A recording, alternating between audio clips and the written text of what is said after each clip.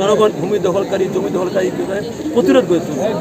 বাংলাদেশ সরকার বিরোধ উড়িয়ে আজকের আয়োজনে শুভ উদ্বোধন ঘোষণা করলেন। দলিলদার, কাগজদার, জমিদার একটা ব্যক্তি দখল করে আছে, সে কিন্তু ব্যক্তি লাভবান হচ্ছে, কিন্তু এই জমিটা কিন্তু প্রতিটা মানুষের, প্রতিটা জনগণের। আমি আশা করব জনগণ সেইভাবে সম্পৃক্ত হবে এবং জনগণ ভূমি দখলকারী জমি দখলকারী প্রতিরোধ করে তুলবে।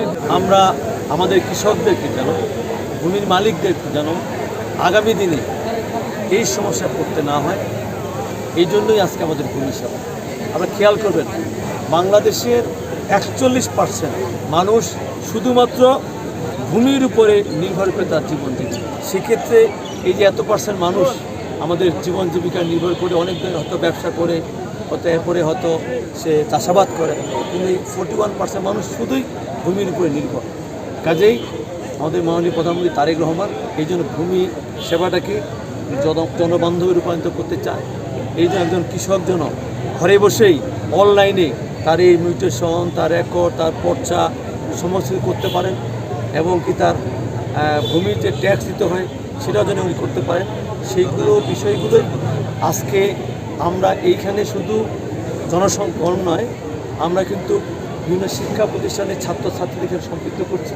কারণ আজকের যে ছাত্র আগামী দেশের ভবিষ্যৎ, সেক্ষেত্রে আজকে আমার সন্তানেরা যদি এই বিষয়গুলো এখনই সমগ্র ধারণা পোষণ করতে পারে, আইডিয়া পোষণ করতে পারে, আগামী দিনে তার বড় হওয়ার ক্ষেত্রে এবং জীবন জীবিকার যখন সে দিকে ধাবিত হবে, তখন তার এই বিষয়গুলি তার জীবনের কাজে লাগবে। ভূমির সঙ্গে কিন্তু আবার পানির সম্পর্ক আছে। অর্থাৎ আমি মনে করি ভূমি মন্ত্রণালয় এবং পানি সম্পদ মন্ত্রণালয়ের মধ্যে এই পীড়ার অভি। বিকাশ পেমেন্টে 10,000 টাকার বেশি অফার, শপিং চলছে তো।